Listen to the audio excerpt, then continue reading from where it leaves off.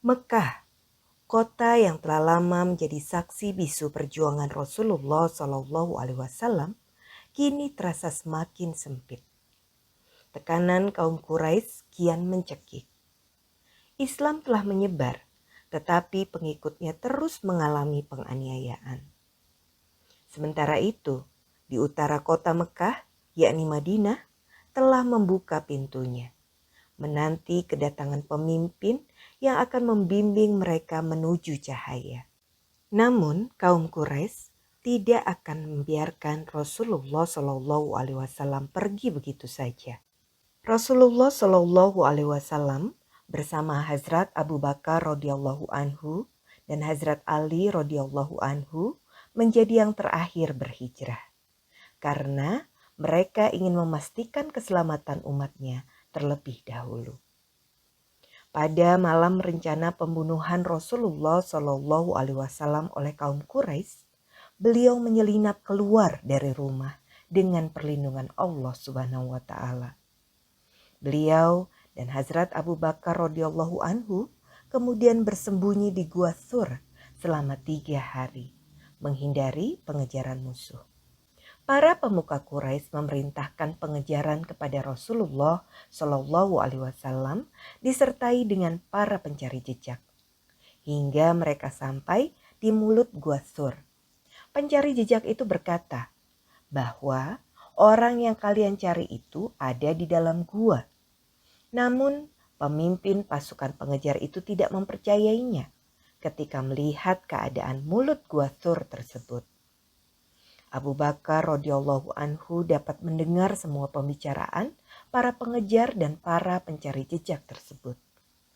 Abu Bakar radhiyallahu anhu menunjukkan ketakutan bukan untuk dirinya sendiri, tetapi untuk keselamatan Rasulullah Shallallahu Alaihi Wasallam, karena beliau adalah pembawa risalah bagi seluruh umat manusia. Rasulullah Shallallahu Alaihi Wasallam menenangkannya dengan mengingatkan dan bersabda, "Jangan takut, sesungguhnya Allah bersama kita." 3 hari 3 malam mereka bersembunyi di sana. Saat malam ketiga berakhir, Rasulullah Shallallahu Alaihi Wasallam dan Hazrat Abu Bakar radhiyallahu anhu melanjutkan perjalanan. Dengan seorang pemandu terpercaya, mereka melewati jalur-jalur yang jarang dilalui, menghindari mata-mata Quraisy yang masih mencari mereka. Namun perjalanan itu tidaklah mudah. Matahari menyengat, pasir gurun membakar telapak kaki. Mereka berjalan berhari-hari, bertahan dengan bekal yang terbatas. Di tengah perjalanan, seorang pemburu Badui bernama Surokah bin Malik tergiur akan hadiah yang besar jika siapapun dapat menemukan jejak mereka. Dengan kecepatan kudanya, ia hampir saja menangkap Rasulullah Shallallahu Alaihi Wasallam. Namun, tiba-tiba kaki kudanya terperosok ke dalam pasir. Surokah jatuh. Ia mencoba bangkit, tetapi setiap kali ia mendekati Rasulullah Shallallahu Alaihi Wasallam, sesuatu yang tidak terlihat menahannya. Hatinya bergetar. Ia sadar bahwa yang dikejarnya bukanlah orang biasa. Dengan penuh kerendahan hati, ia meminta agar Rasulullah Shallallahu Alaihi Wasallam mengampuninya.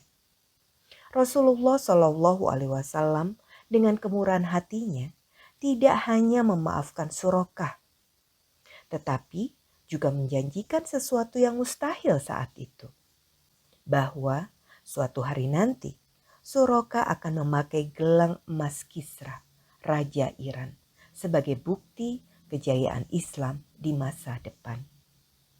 Belasan tahun kemudian, nubuatan itu terbukti benar.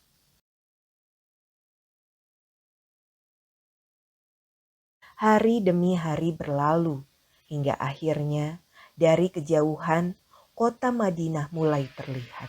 Di sana para penduduk telah bersiap menyambut. Setiap hari mereka menunggu di gerbang kota, berharap melihat Rasulullah Shallallahu Alaihi Wasallam datang.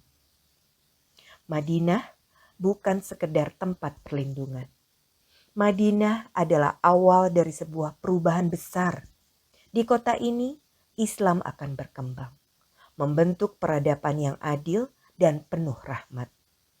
Dan hijrah ini, yang awalnya tampak sebagai pelarian, ternyata adalah sebuah kemenangan. Di Kuba, kampung pertama yang beliau singgahi, Rasulullah Shallallahu Alaihi Wasallam membangun Masjid Kuba, masjid pertama dalam sejarah Islam. Ini menjadi simbol awal berdirinya masyarakat Islam yang berlandaskan ibadah dan persatuan.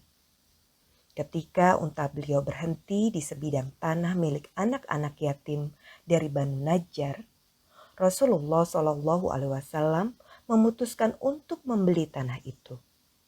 Beliau kemudian membangun masjid di sana. Selama pembangunan masjid dan rumahnya, Rasulullah Shallallahu Alaihi Wasallam tinggal sementara di rumah Abu Ayyub Ansari. Keikhlasan Abu Ayyub terlihat dari usahanya memberikan pelayanan terbaik, menunjukkan betapa besar penghormatan dan cinta kaum Ansor kepada Rasulullah Shallallahu Alaihi Wasallam. Salah satu langkah besar yang diambil Rasulullah Shallallahu Alaihi Wasallam di Madinah adalah menjalin perjanjian dengan semua suku Arab dan Yahudi di kota tersebut. Perjanjian ini mengatur hubungan antar komunitas dan menjamin hak-hak mereka. Piagam ini menegaskan pentingnya persatuan dan kerjasama dalam menjaga keamanan Madinah. Setiap suku diberi tanggung jawab untuk melindungi anggota mereka. Tetapi mereka juga harus saling membantu dalam menghadapi ancaman luar. Kaum Yahudi tetap diizinkan menjalankan agama mereka, sedangkan umat Muslim dapat mengembangkan Islam tanpa hambatan. Hijrah ke Madinah adalah titik balik dalam sejarah Islam. Di Madinah, Rasulullah Shallallahu Alaihi Wasallam mendirikan pemerintahan Islam pertama yang berbasis pada keadilan, persamaan, dan kepedulian sosial.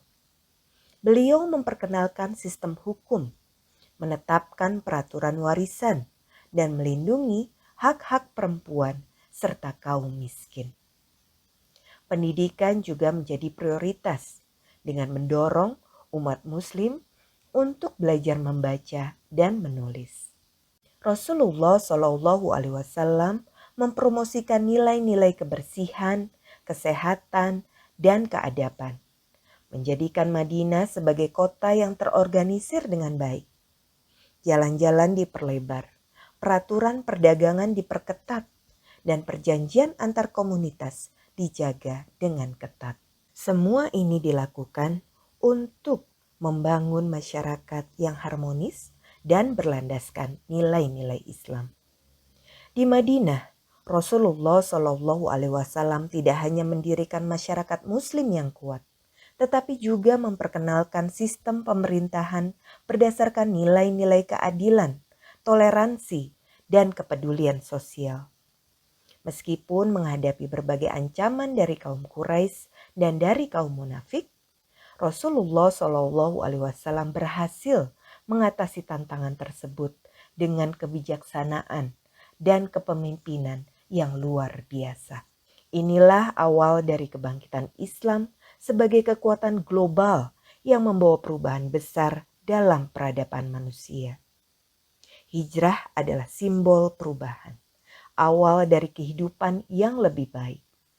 Hijrah adalah bukti bahwa kebenaran tidak bisa dibungkam, tidak bisa dihentikan. Hijrah Rasulullah Shallallahu Alaihi Wasallam adalah awal dari kebangkitan Islam.